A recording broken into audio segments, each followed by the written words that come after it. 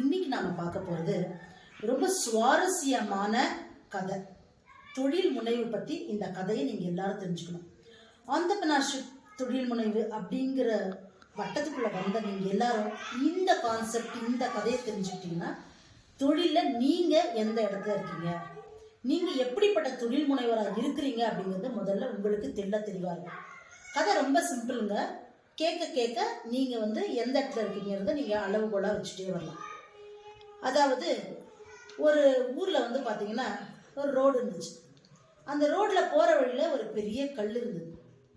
யாரா இருந்தாலும் அந்த வழிபோக்கர்களோ இல்ல பிரயாணம் பண்றவங்களோ இல்ல அந்த ஊர்லயே வசிக்கிறவங்களோ அந்த ரோட்ல தான் போகணும். அந்த ரோட்ல இருக்கக்கூடிய அந்த கல்லை தாண்டி தான் போகணும். இப்போ பாத்தீங்கன்னா பொதுவா எல்லாருமே அந்த வழியா போகும்பொழுது அந்த கல்லை தாண்டி போகும்பொழுது அடிபட்டுனே தான் போவாங்க. அப்போ ஒரு வகையான தொழில் முனைவர் பாத்தீங்கன்னா அந்த கல்லை தாண்டி போகும்பொழுது அடிபட்டே தான் போவாங்க. திரும்பி வரும்போது அந்த கல்லை தாண்டி வருது அடிபட்டுனே தான் வருவாங்க. இப்படி ஒரு நாள் இல்லை, 2 நாள் இல்லை, எத்தனை முறை அந்த ரோடு வழியா அவங்க போனாலும் அந்த பாதை வழியா அவங்க போனாலும் அடிபட்டின்னு போயிட்டு அடிபட்டுன்னு வர்றது அவங்க வழக்கமா வச்சிருக்காங்க.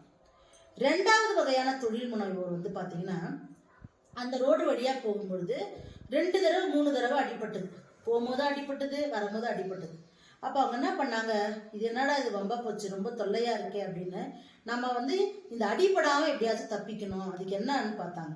அப்போ பேசாம இதுல ஏறி உட்காந்து சறுக்கி போயிடலாம், அப்படி ஒரு தாண்டலாம், முன்னாடி 4 சின்ன கல்லாம் அடுக்கி வச்சு அந்த கல்லுல ஏறி இறங்கி போயிடலாம் அப்படின்னு 2வது வகை தொழில் முனைவோரெல்லாம் இந்த மாதிரி போனாங்க.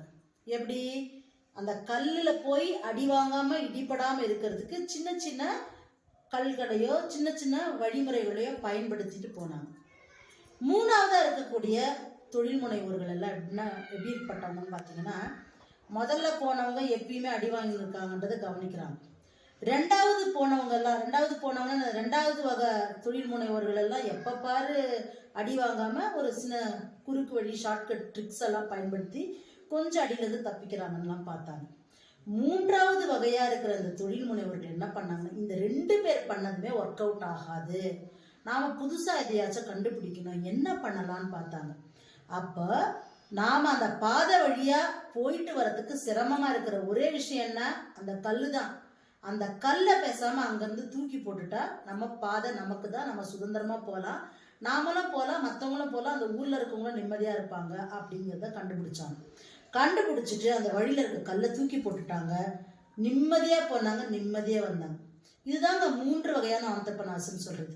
அப்ப தொழில் முனைவுல முதல் வகையா இருக்கிறவங்க, 2வது வகையா இருக்கவங்க, 3வது வகையா இருக்கவங்க நம்ம என்ன சொல்றோம்னா, முதல் வகையா இருக்கக்கூடிய தொழில் முனைவர்கள் தவறுகளை திருத்திக்கிறதுக்கு முன்வரதே கிடையாது.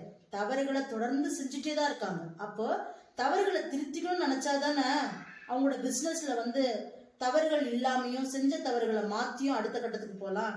அப்படி இல்லாம அதே ரொட்டீனை கண்டினியூ பண்றதுனால அதே தவறுகள் நடக்குது. கடைசி வரைக்கும் தவறுகள் தான் முன்னாடி வருதே தவிர அவங்களுடைய உழைப்பு இதெல்லாம் பின்னாடி போயிடுது. 2வது வகையான ஆண்டர்பிரினர்ஸ் இருக்காங்களே, 4 தடவை அடிப்பட்டாலும் அதுக்கப்புறம் ஏதாச்சும் ஒரு குறுக்கு வழி ட்ரிக்ஸ் இதெல்லாம் பயன்படுத்துறவங்க, இவங்க பாத்தீங்கன்னா கொஞ்சம் பரவாயில்ல, முதலுக்கு இவங்க பரவாயில்ல. இப்ப இவங்க எப்படின்னா நிறைய பிரச்சனைகள் நிறைய சவால்களை சந்திக்கும் பொழுது என்ன பண்ணுவாங்கன்னா, யோசனை பண்ணி இதுல இருந்து எப்படி தப்பிக்கலாம் அப்படிங்கிறதுக்கு லாங் டேர்ம், அதாவது எதிர்காலத்துக்கும் சேர்த்து யோசிக்காம அப்போதைக்கு அந்த பிரச்சனைல இருந்து விடுபட்டா போதும், இப்போதைக்கு அந்த ரோட்ல நம்ம போயிடணும் ஆனா அடிபடாம போயிடணும், இப்போதைக்கு நம்ம தொழில இந்த பிரச்சனை இருக்கு ஆனால் இந்த பிரச்சனையை தாண்டிட்டு போயிடணும், இது மட்டும் தான் அவங்க ஃபோக்கஸா இருக்கும். அப்போ அவங்க அதற்கான குறுக்கு வழிகளை மட்டும் பயன்படுத்துறாங்க.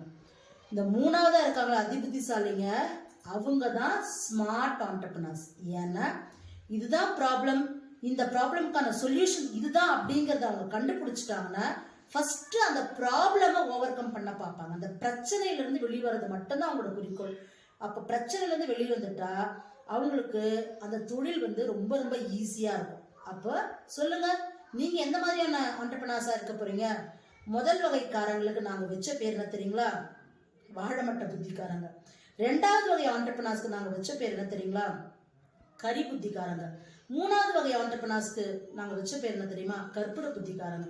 இப்போ நீங்கள் சொல்லுங்கள், நீங்கள் வாழைமட்டை புத்தியோட இருக்க போகிறீங்களா, கறி போல இருக்க போகிறீங்களா, அல்லது கற்பூர மாதிரி கப்புன்னு பிடிச்சிக்க போகிறீங்களா? ஸோ ஸ்மார்ட்டாக இருங்க, பிஸ்னஸில் சக்ஸஸ்ஃபுல் ஆண்டர்ப்ரனராக வாங்க. வாழ்த்துக்கள். மீண்டும் அடுத்த வீடியோவில் சந்திக்கலாம். வணக்கம்.